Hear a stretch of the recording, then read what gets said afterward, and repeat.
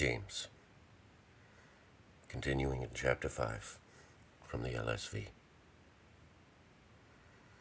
Go, now, you rich, weep, howling over your miseries that are coming on you.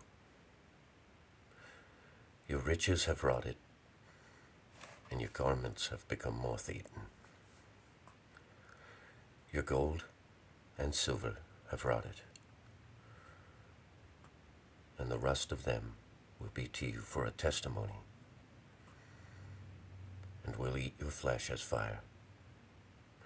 You have stored up treasure in the last days. And behold, the reward of the workmen cries out, of those who ingathered your fields, which has been fraudulently kept back by you. And the exclamations of those who reaped have entered into the ears of the Lord of hosts. You lived in luxury on the earth, and were wanton. You nourished your hearts, as in a day of slaughter. You condemned. You murdered the righteous. He does not resist you. Be patient then, brothers, until the coming of the Lord. Behold, the farmer expects the precious fruit of the earth, being patient for it, until he may receive rain, early and latter. You also be patient. Establish your hearts, because the coming of the Lord has drawn near. Do not murmur against one another, brothers, that you may not be condemned. Behold, the judge has stood before the door. Brothers, as an example of the suffering of evil and of patience, take the prophets who spoke in the name of the Lord. Behold, we call those who are enduring blessed. You heard of the endurance of Job, and you have seen the end from the Lord, that the Lord is very compassionate and pitying.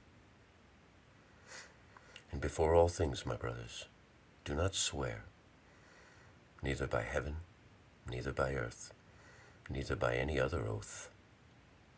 No, that you may not fall under judgment. Does anyone suffer evil among you? Let him pray. Is anyone of good cheer? Let him sing psalms. Is anyone sick among you? Let him call for the elders of the assembly. That is this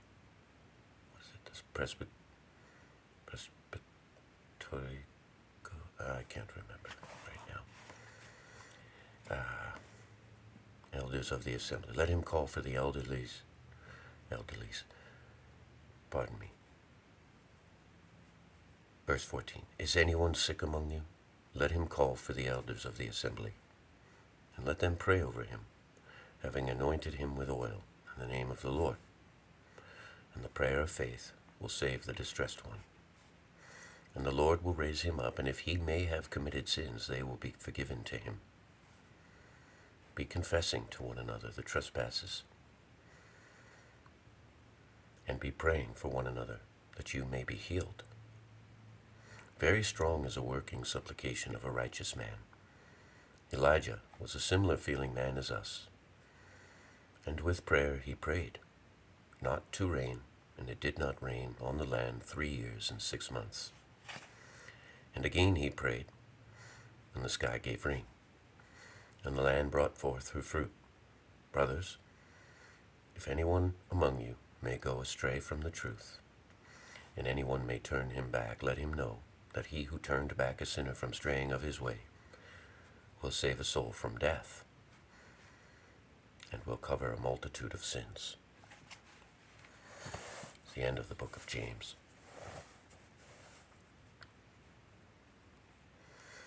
Rather than being proud and arrogant and haughty and saying, well, he was just not one of us, how about you pray for him?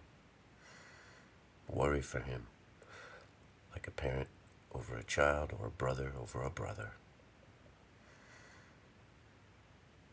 Confess your sins to one another.